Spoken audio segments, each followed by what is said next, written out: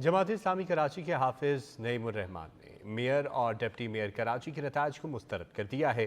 कराची में press conference करते हुए उन्होंने कहा कि आज ताकत के जोर पर कराची के मैंडेट पर डाका डाला गया।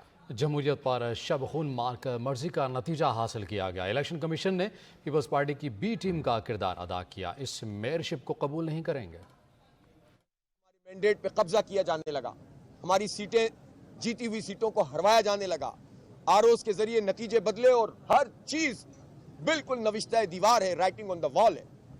हर चीज अजर मिन शम्स है, 2 और 2 4 की तरह है। फिर डाके डाले गए रिकाउंटिंग के नाम पर। इलेक्शन कमीशन गए तो इलेक्शन कमीशन ने साथ दिया पीपल्स पार्टी का।